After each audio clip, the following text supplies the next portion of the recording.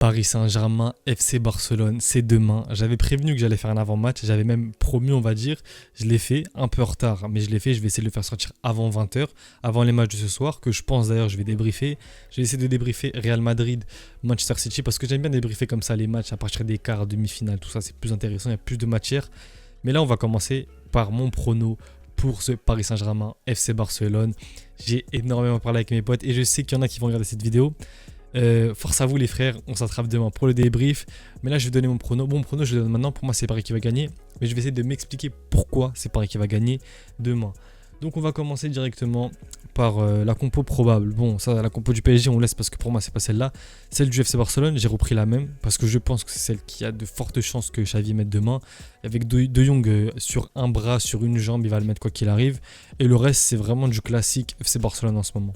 Pour le PSG, j'ai mis que 3 remplaçants, enfin que 3 mecs out. J'ai pas mis le reste, les Tenas, tout ça, je les ai pas mis parce qu'en vrai ça sert à rien. Mais du coup, Kimpembe, Mukiele, Hakimi out, on sait déjà. Mukiele, commotion cérébrale, Hakimi, carton rouge. Au niveau de ma compo du Paris Saint-Germain, pour moi, Donnarumma au cage, pour moi il va mettre Beraldo également titulaire. Jusqu'à là, en vrai, j'ai pas trop besoin de m'avancer parce que Beraldo, c'est avec le retour de Nuno Mendes, qui lui aussi normalement sera titulaire. Il faut juste que je le retrouve, Nuno Mendes, mais une fois que ça sera fait, je le mettrai. Mais voilà, du coup, Nuno Mendes titulaire. Il sera accompagné de Lucas Hernandez, je pense. C'est la charnière qui a très bien marché contre la Sociedad. Enfin, très bien. Qui a bien marché contre la Sociedad. Et je le vois pas du tout mettre Danilo, Skriniar face au FC Barcelone. Ils font trop peur les deux ensemble, je trouve. Pourquoi pas Hernandez, Danilo. Ça m'étonnerait pas que ça soit un Hernandez, Danilo. Mais moi, je partirais plus sur Beraldo Hernandez, justement, grâce à la qualité de passe de Beraldo qu'on a. Parce que le Barça, c'est une équipe, je pense qu'ils vont venir au PSG, au parc pour jouer la possession. Ils vont venir jouer leur jeu. J'ai du mal à voir le FC Barcelone, surtout au vu du match, au vu de toute la tension qu'il y a autour, au vu de toutes les attentes qu'il y a par rapport à ce match-là. J'ai du mal à voir Xavi vraiment ramener son équipe pour jouer bloc bas. Et de toute façon, c'est pas le jeu du Barça. Pour moi, le FC Barcelone va, qui est normal de temps en temps avoir la balle, être plus haut sur le terrain. Et un gars comme Beraldo avec sa qualité de passe qu'on a vu en Ligue 1, qu'on a vu au Brésil, même si c'était pas top, on l'a vu face à la Sociedad surtout beaucoup. Il a une qualité de passe laser qui est extrêmement intéressante, surtout pour quand on joue en contre, quand on joue en transition. Le but de Kylian, le deuxième, je crois, contre la Sociedad, ça part de Beraldo. Hein. C'est lui qui fait une passe laser. Je sais plus qui fait je crois que c'est Kylian qui fait la remise. Après, on lui renvoie dans le dos. Je sais plus exactement le but, mais c'était quelque chose dans le genre. Pour moi, Beraldo, il va être très très utile, que ce soit pour la conservation de balle parce qu'il est très bon, ou justement, comme j'ai dit, pour les jeux de transition.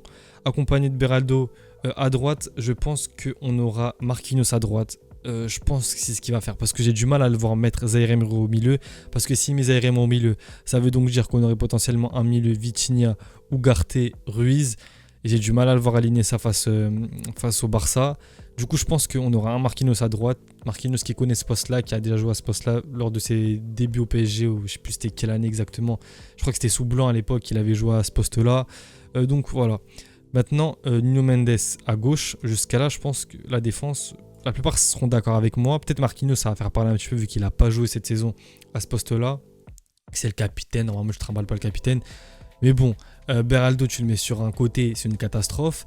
Hernandez, tu vas pas le mettre à gauche alors que tu as le retour de Nuno Mendes. Marquinhos, tu vas pas le mettre ailleurs qu'à droite pour moi. Enfin, c'est logique. Par élimination, Marquinhos doit être à droite. Maintenant, en plus, c'est Rafinha. Enfin, bon, il y a Cancelo, ça peut faire mal. C'est vrai, Cancelo, ça peut faire mal. Mais Rafinha, sincèrement, je pense que Marquinhos peut pocket Rafinha, avec tout le respect, bien sûr. Et vraiment, cette vidéo-là, je la fais objectivement. Je suis pas là en train d'éteindre le Barça ou quoi. Toujours essayer de rester objectif. Le côté gauche, ça va être plus compliqué déjà parce que Yamal, faudra le tenir. Hein. Yamal, il aura Nuno Beraldo sur lui. On a de la chance que Koundé, à la différence d'un Cancelo, j'ai peur, moi sincèrement j'ai peur qu'il y ait un côté Cancelo Yamal, mais pour moi c'est mieux de rester sur Cancelo Rafinha, qui Cancelo va venir pallier des fois les errances de Rafinha, des fois tu comprends pas trop ce qu'il fait. Koundé Yamal, ça va. Koundé c'est un mec qui est plutôt défensif, offensivement il fait pas trop peur. Yamal, faudra le gérer. Et à côté tu as Hernandez Marquinhos pour justement gérer Cancelo Rafinha. Je trouve que c'est la meilleure, si le Barça joue comme ça, c'est la meilleure option en défense. Au niveau du reste, bon, au milieu de terrain, pour moi, il faut mettre Vitinha en 6 parce que c'est le meilleur poste. Moi, je le dis encore une fois, Vitinha, j'aime pas quand il est plus haut sur le terrain. Même si ces derniers temps, il est en train vraiment de se relâcher, il est en train de me faire mentir. Et moi, je suis très content qu'il me fasse mentir parce que ça reste mon club. Mais Vitinha en 6, je le trouve très très bon, surtout avec le Barça hein, qui peut par moment avoir une grosse qualité de pressing. Vitinha, ça perd pas de ballon en 6, c'est l'assurance tout risque au niveau de la perte de balle. Avec Vitinha, moi, je vais mettre Warren Zaïre-Emery accompagné du bon vieux Fabien Ruiz. Fabien Ruiz, je pense que connaissant comment je suis en train d'apprendre Luis Enrique, en train de le connaître, Luis Enrique va aussi vouloir jouer la possession. Il va surtout pas donner la possession au Barça. Et j'ai remarqué que dès qu'il veut jouer la possession, bah, c'est le meilleur milieu de terrain qu'on peut aligner aujourd'hui au PSG pour jouer la possession. Et il y en a qui me diront oui, mais tu peux mettre Canguigny à la place de Ruiz. Canguigny, sincèrement, moi je pars du principe où tous les scénarios sont possibles. Tu peux avoir un scénario où Paris torpille le Barça dès le début, dans ce cas très bien. Tu peux avoir un scénario où Paris a du mal à entrer dans son match, arrive à la 60e, il peut avoir un 0-0, ou pire, le Barça est en train de mener. Moi, je préfère avoir un Canguilhi sur le banc qui rentre qu'un Fabien Ruiz sur le banc qui rentre. Parce que Canguilhi, il a ce truc de dynamiteur, il peut faire très mal, que ce soit sur un côté, soit au milieu de terrain. Je préfère garder Canguilhi personnellement sur le banc qui puisse après venir apporter sa touche de petite, on va dire sa touche de folie. Maintenant, l'attaque. L'attaque, bon, Mbappé à gauche, ça, j'ai pas besoin de... Voilà. Au niveau du reste de l'attaque, là, tout va dépendre de l'animation, je pense. Parce que bon, il y aura un Dembélé aussi. Maintenant, est-ce qu'il va mettre Ramos pour peser sur la défense? Moi, Ramos, pour moi, ça serait pas un mauvais choix. Maintenant, parce que du coup, il y a de fortes chances qu'on ait ici un Mbappé qui va, bon, il va jouer dans le demi-espace, mais il y a de fortes chances qu'on ait une prise à deux sur Kylian avec Koundé et Araujo. Maintenant, Ramos t'oblige, il aura vraiment cette présence là dans la surface. Et donc les deux centraux seront obligés de... Il y aura un des deux qui devra sacrifier. Si c'est Koubarsi, ça veut dire que tu laisses Dembélé en un contre Cancelo. Et tu sais que Dembélé, peu importe qui tu mets en face, il peut faire vraiment très mal. Du coup là, ça veut dire que... après ça, Gundo il revient, mais du coup voilà, déséquilibre et tout ça. Moi, je pense pas qu'il va mettre Ramos.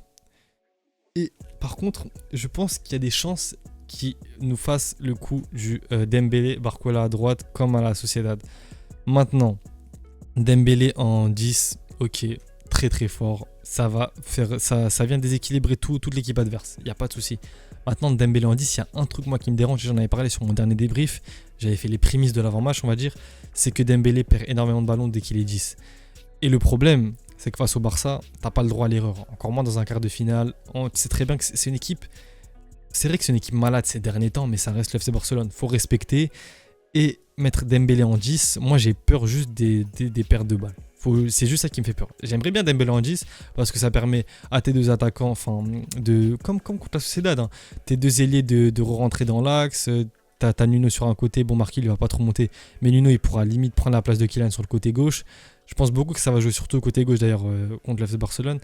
Maintenant, est-ce que Dembélé en 10 c'est la meilleure option? Je sais pas. Barcola en 9, j'ai pas du tout aimé, on l'a vu je crois une ou deux fois cette saison, j'ai pas kiffé. Du coup voilà. Peut-être un Ramos, Barcola. Moi, c'est le Barcola, il est en manque de rythme. Ramos, il revient. Moi, c'est la seule interrogation que j'ai, c'est au poste de numéro 9. Sinon, tout le reste, je pense que ça va être ça.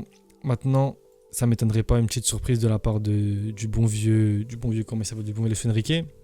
Peut-être un Kolo Muani aussi. Kolo Muani qui est très rapide, peut-être pour prendre dans la profondeur. Je sais pas. Sincèrement, là, pour moi, les trois pourraient avoir leur place. Même si Kolo Muani, ça serait suicidaire pour moi de le mettre en quart de finale maintenant contre le Barça, vu la confiance qu'il a pas du tout ces derniers temps. C'est comme ça que je vois à peu près le PSG jouer. Je sais pas entre les deux ce qui va se passer. Si Barcola vient, du coup Dembélé 10, sinon Ramos il va vraiment venir déranger. Et est-ce que ça permet justement d'avoir un Ramos qui va peser pendant toute une grosse partie du match et par la suite tu fais rentrer Dembélé, tu fais rentrer Barcola, comme ça Dembélé joue en 10 et là ça déstabilise le bloc adverse. Je sais pas, c'est à Luis Enrique de voir ça, même si je pense qu'il sait déjà comment il va jouer. Maintenant j'ai envie de parler un petit peu des confrontations qu'il y a eu entre le FC Barcelone et le Paris Saint-Germain. Maintenant, excusez-moi, je vais refaire un petit message. Le FC Barcelone contre le Paris Saint-Germain, c'est 33% de victoire pour le PSG. Tout est nul en fait.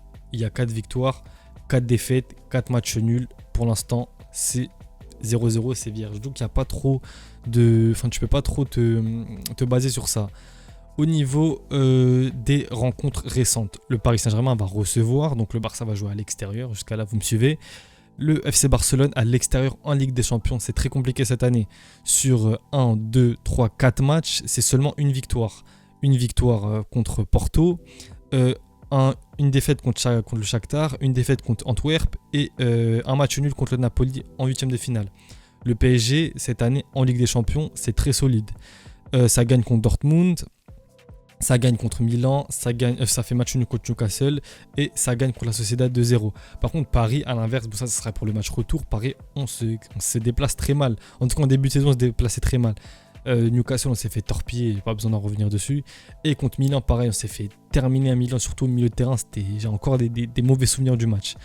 Maintenant, au niveau de ce que disent les bookmakers, Paris est favori avec une cote à 2 et le Barça 3,85. Je trouve que c'est super haut quand même pour le Barça. Il y a plus de chances qu'il y ait un match nul qu'une victoire du Barça. D'ailleurs, petit truc, je ne parie pas. Les paris, c'est de la merde. Je me base juste sur ce qu'ils disent parce que ça permet d'avoir une tendance à qui est favori ou non. Pariez pas, ça sert strictement à rien. Du coup, je pense que le PSG va gagner. Pour moi, actuellement, on a peut-être plus de certitude côté PSG que côté Barça. Il y a un De Jong qui va revenir, tu ne sais pas trop quand il va revenir. Après, le truc, c'est que le Barça, c'est une équipe, faut les respecter. Ça, je le redis tout le temps. C'est bien le trash talk. Moi, le premier, avec mes potes en privé, on se termine. Mais là, on essaie d'être objectif. Ça va être compliqué. Mais c'est pas impossible pour Paris. C'est ça que j'ai envie de dire. C'est pas impossible. Pour moi, on doit essayer de mettre le plus de buts possible parce que, justement, en Espagne, là, ça va être compliqué. J'ai vraiment du mal à voir Paris perdre au Parc des Princes demain.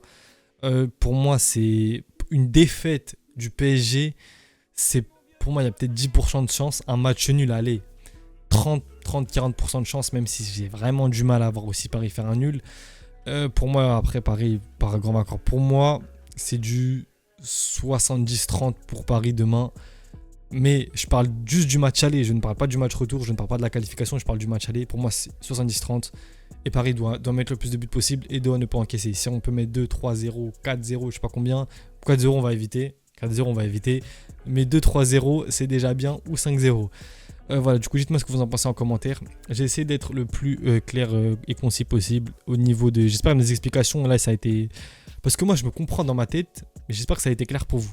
Parce que je sais que des fois, quand je bouge et tout, dans ma tête, moi, je comprends. Mais bon, des fois, la retranscription, c'est pas top.